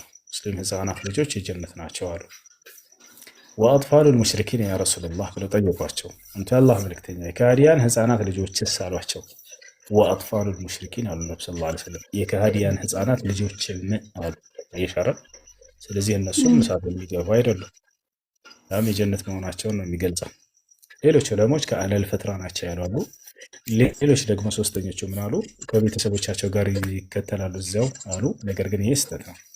ምክንያቱም አምላክ አላህ ሱብሓነሁ ወተዓላ ሰውን በቤተሰቦቹ ኃጢአት እንደማይቀጣ በርካታ ቦታ ላይ ቁርአንም ሐዲስም ላይ ተናግሯልና አላህ በቁርአን ላይ ሲናገር ወላ ተዚሩ ዋዚረቱን ውዝረ ኡኽራ ብሏል። ማንም ነፍስ በሌላ ነፍስ የሌላ ነፍስ ኃጢአት አትሸከምም አትጠይቅም ብሏል። እሺ ሁሉም ሰው የሚጠይቀው እንደየስራው ነው፣ የሚነዳው እንደየስራው ነው። አላህ በቁርአን ላይ ሌላ ቦታ ላይ ወአን ለይሰ ሊልኢንሳኒ ኢላ ማ ሰዓ ይላል። የሰው ልጅ ከሰራው ውጭ ሌላ የለውም ይላል። በሌላ ቦታ ላይ መን አሚለ ሷሊሐን ፈሊነፍሲሂ ወመን አሳአ ፈዐለይሃ ይላል። መልካምን የሰራ ለራሱ ነው ምንዳ የሚጠቅመው፣ ኃጢአትን የሰራ ጉዳቱ በራሱ ላይ ብቻ ነው እያለ ይናገራል። በሌላ ሰው ላይ አልፍ። እሺ መርሐባ። ሌላኛው ጥያቄ ደግሞ ዘካ ለምሳሌ ዘካ አለብኝና ግዴታ ለቤተሰብ መስጠት አለብኝ ስለ እናት አባት የላቸውም ያክስት ያገቱ ልጅ ሆነው ያኔ ደሃ ናቸው፣ ለነሱ መስጠት ይቻላል የዘካውን ሐቅ? ለአጎት ለአክስት ልጆች ደሃ ከሆኑ ለነሱ መስጠት ትችላላችሁ። መርሐባ ጀዛከላህ። ሰላም አለይኩም። እሺ ሃይማኖታቸው ምን ነበር? አህለል ፈትራ ይባላሉ። አላገኙም፣ የትኛውንም ነብይ አላገኙም። ስለዚህ ልክ እንደ ንጹህ ሰው ናቸው። ምንም ኃጢአት የሚሆን መልካም ስራ የሚያዝላቸው ነገር የለም። ነገ የትንሣኤ ቀን አላህ ሱብሓነሁ ወተዓላ መልእክተኛን ያስነሳላቸውና ይልክላቸዋል። ወደዚያው ባሉበት በአንዱ አምላክ በአላህ መኑ ይባላሉ። ከዚያም ልናል ካሉ ጀነት ይገባሉ። አያና ምንም ካሉ ወደ እሳት ይሄዳሉ። ይሄ ነው አህለል ፈትራዎች። እንዳት አላህ ማንንም አካል ትእዛዝ ሲያዘው ኃጢአትን ሳይከለክለው የሚቀጣ አምላክ አይደለም። እሺ አላህ በቁርአን ላይ ወማ ኩና ሙዐዚቢነ ሐታ ነብዐሰ ረሱላ ይላል። እኔ መልእክተኛ ሳልክ ዝም ብዬ የምቀጣ አይደለሁም ብሎ ተናግሯል። መልእክተኛ ልኮላቸው ከዚያ በኋላ ነው የሚቀጡት። አህለል ፈትራዎች ከተቀጡ አምናናል ካሉ ደግሞ ወደ ጀነት ገቢዎች ናቸው። እሺ ሰላም አለይኩም። ወአለይኩም ሰላም ወራህመቱላሂ ወበረካቱ። ሁለት ጥያቄ አለኝ እና የመጀመሪያው ሴትዮዋ ማለት ነው። እሺ ከሁለተኛው ጀምር። ብዙ ልጆች ነው ሴትዮዋ ከደሞዜ ጋር የሆነ ሰው ምስኪን ሰው እርጂ ብላ 200 ብር ትሰጠኛለች ማለት ነው። ያን 200 ብሩ ወላጅ የሌላቸው ልጆች አሉ እና እንደዚህ ልጆች አሉ ብያት ትሰጠኛለች ሁሌ ማለት ነው። ያን በምሰጣቸው ልጆች የሆነ አንድ ልጅ ትልቅ የሆነ 20 ዓመት ምናምን ይሆነዋል ማለት ነው። እሱ የሰጠሁት እያለ የሆነ ጊዜ ስራ መስራት አቆመ። እኔ ምናልባት ያን 200 300 ብር የምትሰጠኝን አጠራቅሞ ስራ ሰርቶ ልጆችን ትምህርት ምናምን ሊያገዛቸው ፈልጌ ታላቅ ነው 20 ዓመት ምናምን ይሆናል ማለት ነው። የእሱ ታናናሽ ነው ያሉት እና እሱ አሁን ግን ትንሽ ቆይቶ ደግሞ እሱ የሆነ ስራ ምትቶ የሆነ ምንድነው የሚባለው ዳዕዋ ነው የሆነ 10 ቀን 20 ቀን የሆነ የሚባል ነገር አለ መሰለኝ እዛ ሄዳ።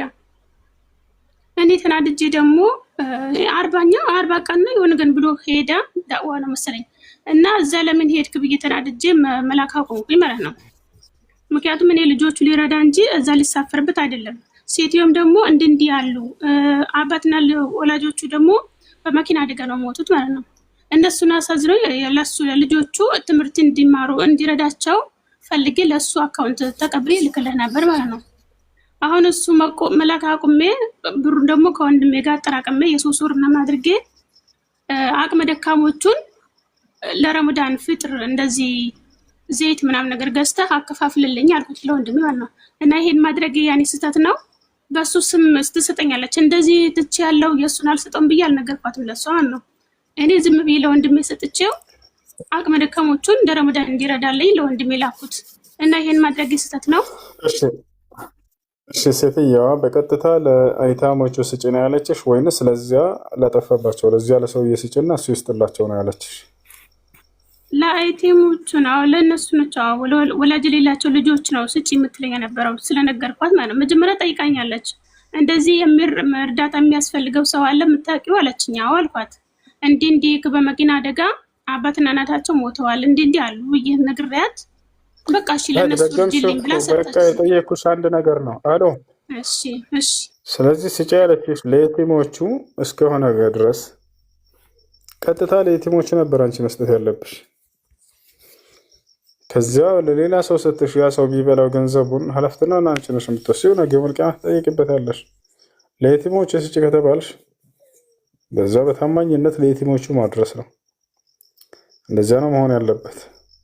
ወይንም እነዚህ የቲሞቹ አሁን ቢሰጡ ይህን ገንዘብ ያባክኑታል፣ ለወደፊት እንዲበረክትላቸው ወይንም እንዲበዛላቸው ሊያደርጉት አይችሉም፣ ይጠፋባቸዋል ተብሎ ከታሰበ ለሴትዮዋ ማማከር ይህን ጉዳይ ነግረሻት ወንድሜ እንዲሰራላቸውና ከዚያ ገንዘባቸውን እንዲያደርግላቸው ከዚያም እየነሳ ይሰጣቸዋል ብለሽ ይህን ጉዳይ ለሷ ማማከር። ቢጠፋ እንኳ አንቺ አትጠይቂበትም ነገ መልቂያማ። ምክንያቱም ማምናበት ነው ሴት እየሰጠች ያለችው ለዚህ ያለ ሰው። እንደዚህ አድርጊ። ለማዳመሽ ጉዳዩን አሳውቂያት፣ አሳምኛት። አሁን ቢሰጣቸው እነዚህ ልጆች የሚያውቁት ነገር የለም፣ ገንዘቡን ሊያባክኑት ይችላሉ። ነገር ግን ለሌላ ሰው ለወንድሜ ልስጥላቸውና እርሱ እየሰራ ከገንዘቡ ጋር እንትን ይበልላቸው ይስጥላቸው። እንደዛ ብለሽ አሳምኛት። ከዚያ በኋላ እሺ ካለች እሰየው። አይ እንደዛ መሆን ያለበት። እሺ ሁለተኛው ጥያቄ ደግሞ ትዳሬ ማለት ነው።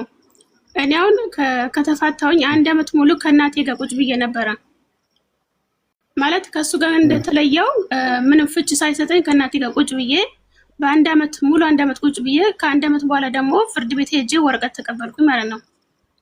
ማለት ፍርድ ቤት ነው ህግ ፍርድ ቤት ገብቼ ወረቀት ተቀብዬ ነበረ።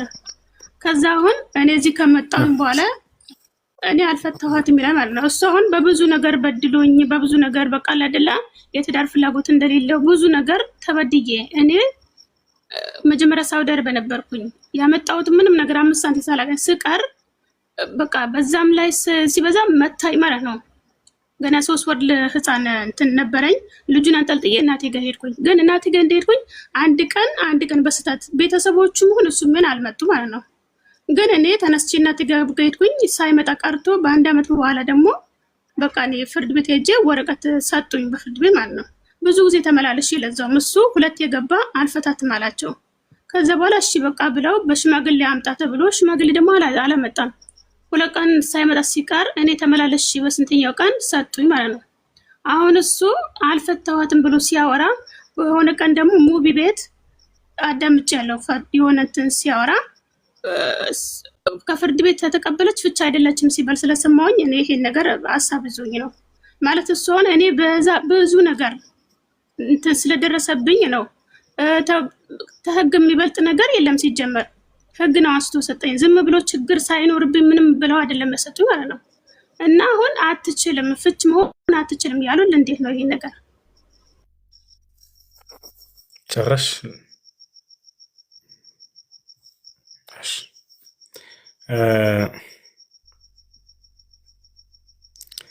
እሱ ፍታ ተብሎ እምቢ ካለ ሸሪዓ ፍርድ ቤት ነው መሄድ ያለብሽ።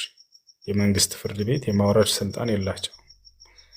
የመንግስት ፍርድ ቤት የማውረድ ስልጣን ኒካህን የላቸው። ሸሪዓ ፍርድ ቤቶች ናቸው ያወርዱልሽ ወይንስ የመንግስት ፍርድ ቤት ነው? እሺ አችን ብቻ መልሻት። እሺ ሌላውን ታሪኩን በኋላ ትነግሪናለሽ። ፍርድ ቤት አይደለም። ሸሪዓ ፍርድ ቤት የመንግስት ፍርድ ቤት በአብዛኛው ሙስሊሞች አይሆኑም። ሙስሊም ያልሆነ ሰው ሙስሊሞችን ኒካ ፈተናል ብሎ አንድ የፍች ወረቀት አይደለም የፍች ወረቀት ቢሰጥ ኒካ ያወርድላቸው። ነገር ግን እዚያ ቀርቦ የፍች ወረቀትን አንብቦ እሱ ፈርሞ ከሆነ ተስማምቶ በዚያ ፈርሞ ከሆነ ኒካሁ ይወርድ ነበር። አሁን አንቺ ግን እንዳልሽው አልተገኘም። ስለዚህ አሁን ምን ታደርጊያለሽ? ፍታኝ ብለሽ እምቢ ካለ ሸሪዓ ፍርድ ቤት ሄደሽ አስፈታ። ገብቼ ነበር እኮ ፍርድ ቤት ከሸሪዓ ፍርድ ቤት ነው ወይ ካሰርሽው አለኝ። አይደለም አልኩት። እኔ ቤተሰብ ነው ካሰረልኝ፣ ሸሪዓ ፍርድ ቤት አልገባውም። እዚህ ነው ወይ ካሰርሽ አሉኝ እኮ ገብቼ ነበረ። ለዛ ነው እኔ ሸሪዓ ፍርድ ቤት የገባሁት እኮ። ሸሪዓ ፍርድ ቤት ገብተሽ ምን አሉሽ? እዚህ ነው ወይ ካሰርሽው አሉኝ። አይደለም አልኳቸው። በቃ ውጭ አለኝ አሉ። በቃ ውጭ አለኝ። እንዴት እንደዚህ ይላሉ? አይሉሽም? እንደ ሸሪዓ ፍርድ ቤት የሴቶችን ጉዳይ እንደሱ ካሉሽ የዛኔ ሌላ ጊዜ ሞክሪ ሂጂና ሌላ ሸሪዓ ፍርድ ቤት ወይ በሀገሪቱ ላይ ካለሽበት ሌላ አካባቢ ሄደሽ አማክራቸውን ጉዳይ ንገራቸው። አማክራቸው። እሺ በቃ አመሰግናለሁ። እሺ ሰላም አለይኩም። ወአለይኩም ሰላም ወአለይኩም ሰላም ወራህመቱላህ። ሁለት ጥያቄ ነበረ። እሺ በረመዳን ሒጃማ ያወርዳል ወይ ኒካህን ይላል። በማን ነው ጾምን ያበላሻል ወይ ይላል። በዑለሞች መካከል ሁለት ሀሳብ አለ። እሱም አንደኛው ጾምን ያበላሻል የሚል ነው። ሌሎች አያበላሽም የሚል ተሽራል የሚል ነው። ነገር ግን ነብዩ ሰለላሁ ዐለይሂ ወሰለም ከዕለታት አንድ ቀን አንድ ሰው ዋግብት ሲያደርግ አዩና አፍጠረ አልሐጂም ወልመሕጁም ብለው ተናግረዋል። ይህን ይዘው ሼክ አብዱልዓዚዝ ብን ባዝ ብዙ ሼክ አብዱልዓዚዝ ብን ባዝ በጣም በርካታ ብዙ ደም ከፈሰሰው ሰውየው ጾሙ ይበላሻል ብለው ተናግረዋል። ጥቂት ደም ከሆነች ግን ችግር የለውም ጾሙን አያበላሽም። ይሄ ነው። እሺ ሁለት ጥያቄ ነበረኝ። እሺ የመጀመሪያው ጥያቄ የቀብር ቅጣት በነቢያችን በእኛ ዘመን በነቢያችን ዑማ ላይ ነበር የደረሰው ወይስ ከዚህ በፊትም የቀብር ቅጣት ነበረ? ካለስ በሁሉም ላይ ከቁርአን ውስጥ ደሊል አለ እንዴ? ኦኬ ከቁርአን ውስጥ ነው ያልከው? አንዳንዶቹ ቁርአን ሐዲስ ደሊልን የሚጠይቁኝ አሉና ቁርአን ውስጥ የቀብር ቅጣት እንዳለ ብቻ ብለን አዳምጣለች። ነቢያችን ሰለላሁ ዐለይሂ ወሰለም ሐዲስ ላይ ተናግረዋል ቃል በቃል። ነቢያችን ሰለላሁ ዐለይሂ ወሰለም ቃል በቃል ሐዲስ ላይ ተናግረዋል።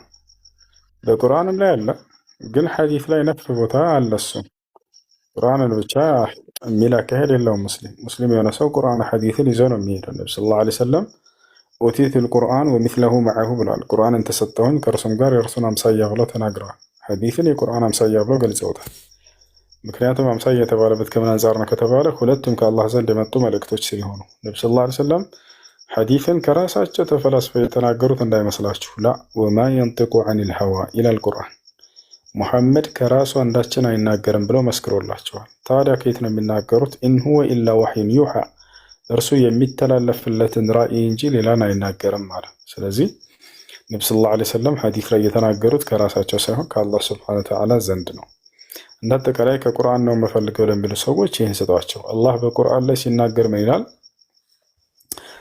ብዙ ሰው ቅጣት ያለ የሚመስለው ከሞት በኋላ ማን ነው ጀሃነም ላይ ብቻ ይመስላል አይደለ? አንደኛው ሰው መሐመድ ነው ስምህ።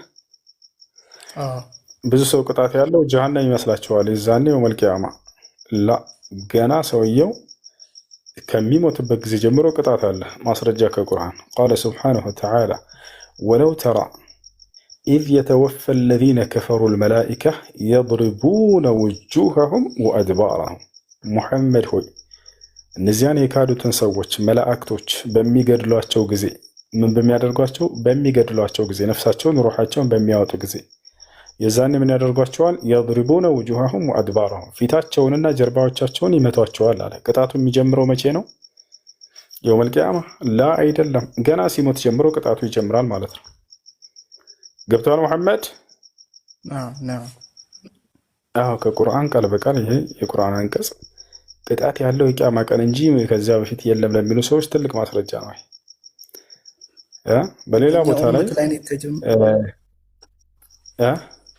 ገና ሲሞት ጀምሮ ይጀምራል።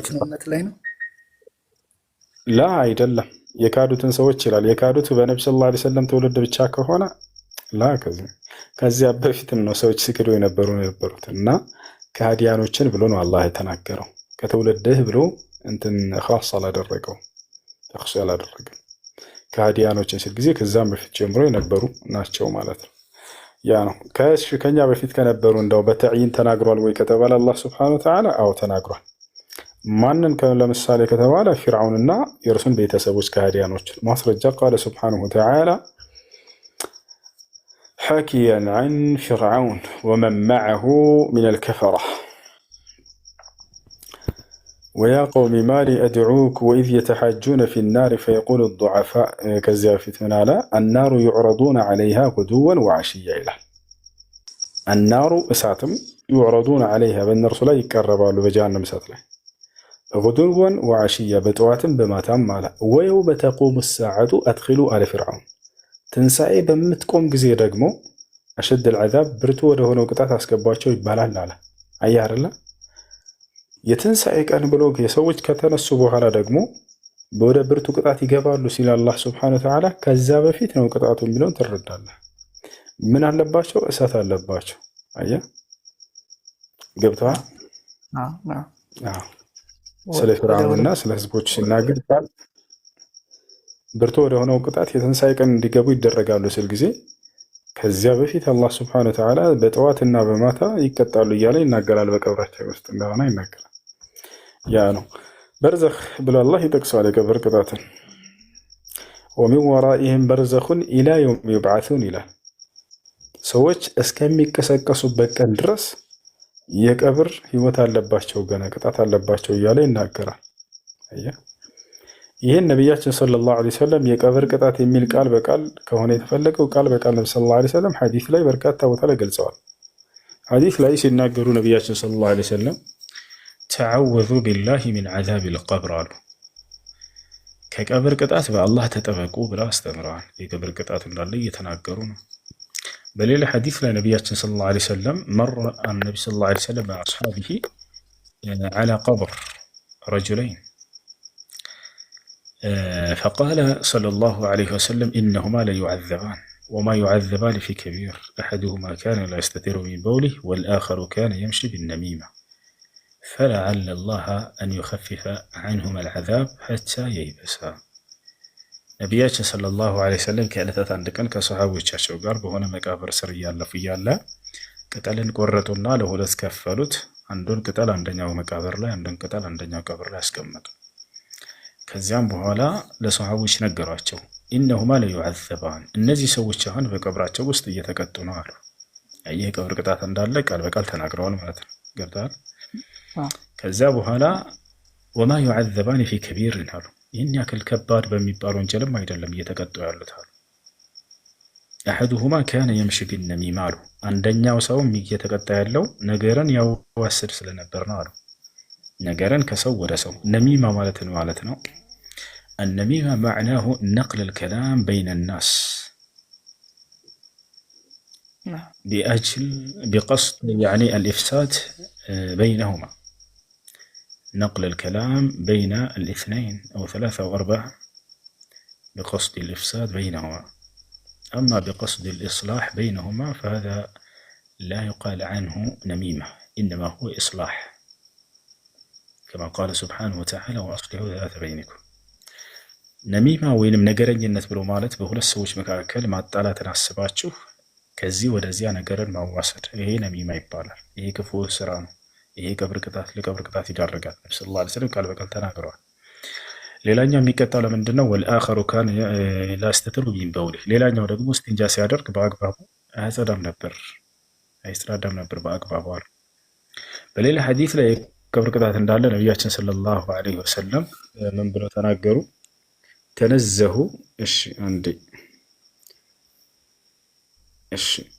ተነዘሁ ምን አልበውል ፈኢነ ዐመተ አዛብ አልቀብር ምን አልበውል አሉ ነብዩ ሰለላሁ ዐለይሂ ወሰለም። ከሽንት በአግባቡ ተጽዳዱ፣ አብዛኛው የቀብር ቅጣት ከሽንት በአግባቡ ባላ መጽዳዳት ነውና ብለው ተናግረዋል ማለት ነው።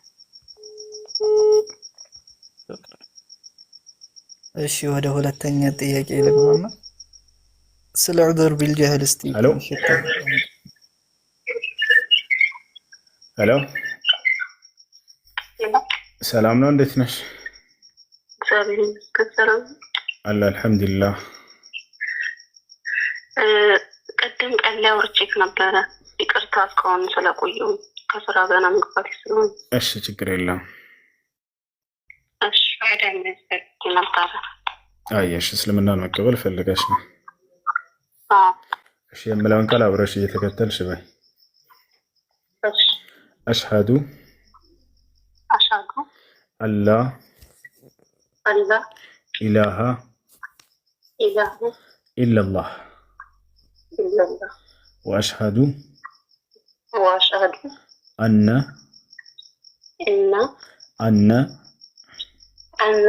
ሙሐመደን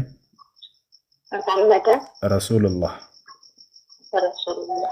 ማሻአላህ። ከዚህ በኋላ ሙስሊም ነሻል። አሁን ያልሽው ቃል የሸሃዳ ቃል ወይም የምስክር ቃል ይባላል። ትርጉሙ አሽሀዱ አን ላ ኢላሃ ኢለላህ ማለት ከአላህ በስተቀር በእውነት የሚመለክ ሌላ አምላክ የለም ብዬ መሰክራለሁ ማለት ሲሆን፣ ወአሽሀዱ አነ ሙሐመድን ረሱሉላህ ማለት ደግሞ ሙሐመድም የአላህ መልእክተኛና ነብይ ናቸው ብዬ መሰክራለሁ ማለት ነው። ሻወር ትወስጃለሽ። ከዚያም ስለ ሶላት አሰጋገድ ከጓደኞችሽ ሙስሊም ጓደኞች ካሉሽ ከነርሱ በመማር ሶላት መስገድን ትጀምሪያለሽ ማለት ነው። ከዚህ በኋላ ሙስሊም ነሻል። አላህ ምስጋና ይገባው። እስላማዊ ትምህርቶችን ከጓደኞችሽ ጋር ተከታታይ። ያ ነው። ስምሽ ማን ነበር? ሳራ። እሺ ስሙን መቀየር ግዴታ አይሆንብሽም፣ ችግር የለም። ስሙ ሳራ የኢብራሂም ዓለይሂ ሰላም ወይም የአብርሃም ሚስት ነች። በጣም ደግና መልካም ሴት እንደሆነች አላህ ሱብሓነሁ ወተዓላ ነግሮናል እና ስለዚህ ስሙ ችግር የለበትም። እሺ እህቴ እንኳን ወደ እስላም መጣሽ ብያለሁኝ። መልካም ጊዜ ሆነች።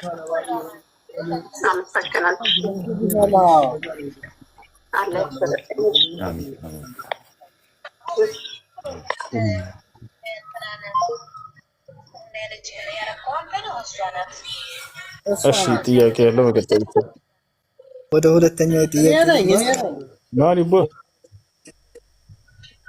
እሺ ሁለተኛው ጥያቄ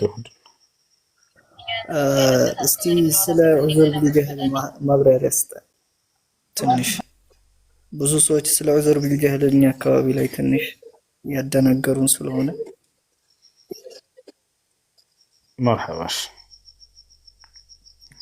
አንዴ ልጆች ሚዩት አድርጉት። እሺ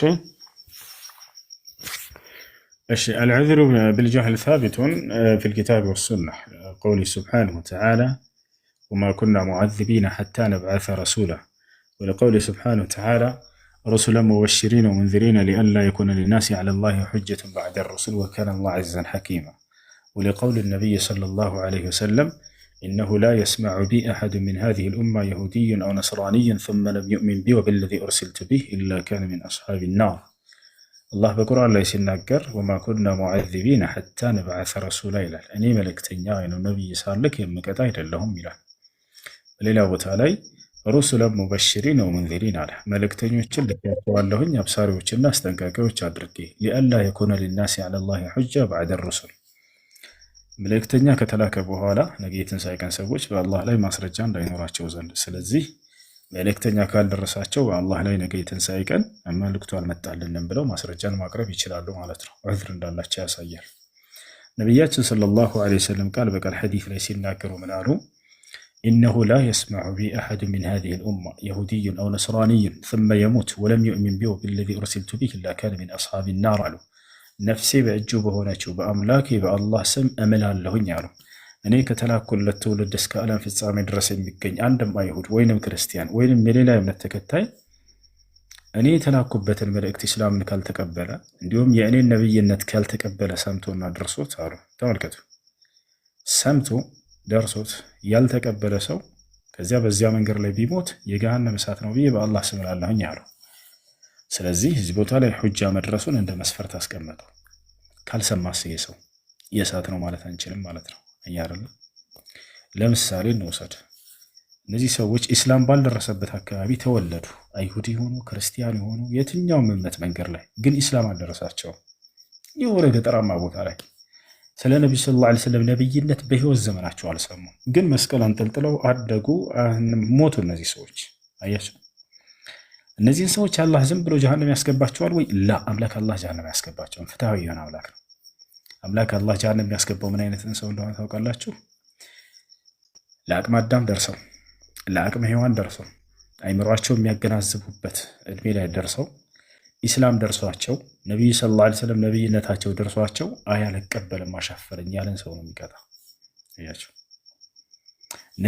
ነገር ግን ያልደረሳቸውን ሰዎች ዝም ብሎ ሳይደርሳቸው እነዚህን ሰዎች በክህደት እምነት መንገድ ላይ ተወልደው አድገዋል ምናምን አላህ እነዚህን ጀሃነም አያስገባም። ስለዚህ ሁጃ መቆም ግዴታ መሆኑን ከዚህ እንረዳለን ማለት ነው። መድረስ አለበት። ሁጃ ያልደረሳቸው ሰዎች አድር አላቸው። አላህ ስብሐነሁ ወተዓላ በቁርአን ላይ ይናገራል። ቁል አዩ ሸይን አክበሩ ሸሃዳ ቁሊላህ ሸሂዱን በይኒ ወበይነኩም ወኡሕየ ኢለየ ሃዘል ቁርአን ሊኡንዚረኩም ቢሂ ወመን በለግ። ወኡሕየ ኢለየ ሃዘል ቁርአን አሉ፣ ይህ ቁርአን ወደ እኔ ተወረደልኝ። ሊኡንዚረኩም ቢሂ በእርሱ እኔ እናንተን ላስፈራራችሁ ላስጠነቅቃችሁ ከክህደት ከኃጢአት እናንተን ብቻ ሳይሆን ወመን በለግ የደረሳቸውንም አያረላ ያልደረሳቸውንስ ላነሱን ምንም አይነት በዚያ ላይ የሚገኝ ቅጣት እንትን አይለም አይመለከታቸውም። አይቻርላ ይህን ይመስላል። ታዲያ ምንድን ነው የሚደረጉት ከተባለ ሁጃ ያልደረሳቸው ሁሉ ልክ እንደ አህለል ፈትራ ይታያሉ። ነገ የውመል ቂያማ አላህ ሱብሓነሁ ወተዓላ በሚፈትንባቸው መንገድ ይፈትናቸዋል። በእኔ በአላህ እመኑ ብሎ ያዛቸዋል። በአላህ አምነናል ካሉ እነዚህ ሰዎች የዛኔ ይህንን የሚያምኑበትን እንትን ካገኙ የዛኔ ጀነት ይገባሉ። አያና ምንም ካሉ የዛኔ ወደ ጀሃነም ይገባሉ። እንደዛ የሚሆኑት ወላሂ ነው። እሺ ሙስሊም ነን ብለው ላኢላሃ ኢለላህ ሙሐመድ ረሱሉላህ ብለው ተቀብለው ግን ክፍረት ላይ ወይ ሽርክ ላይ የወደቁ አካላቶች አሉ ሳያውቁ ማለት ነው። ከዚህ በፊት አባቶቻችን እሱ ላይ ለሁለት ይከፍሉታል ዑለሞች፣ ለሶስት ይከፍሉታል። አንደኛ ምንም አይነት ሁጃ የለም بعد نزول القرآن لا حجة لا عذر بالجهل بعد نزول القرآن من ሰዎች አሉ። ይሄ ስህተት ነው። ቁርአን መውረዱ ብቻ ወይም ደግሞ ቁርአን ስለወረደ ተብሎ ያ ብቻ እንትን ማለቱ ባይደርሳቸውም ሁጃ ቆሟል ሊባል አይችልም። አንደኛ እሱ ነው። ነገር ግን እዚህ ቦታ ላይ ትልቁ ክህደት ላይ ማን ነው እንትን ላይ የወደቁ ሰዎች አምነናል ብለው በክህደት ላይ የሚወድቁ ሰዎች እነርሱስ ሁጃ አላቸው የላቸውም በሚለው ጉዳይ ላይ المسائل الظاهرية ግልጽ የሆኑ والمسائل الخفية ብለው ዑለሞች ከፍሏቸዋል። ድብቅ የሆኑ የስህተት አይነቶች ዑለሞች ካልሆኑ በስተቀር ሊያገኟቸው የማይችሏቸው የሆኑ የስህተት አይነቶች እና ግልጽ የሆነ ለማንም ስህተትነቱ ለማንም ሐታ ሰውየው ባይቀርም እንደው ጃሂል ቢሆንም ያን ነገር በግልጽ ሊያውቀው የሚችል የሆነ ክህደት አለ።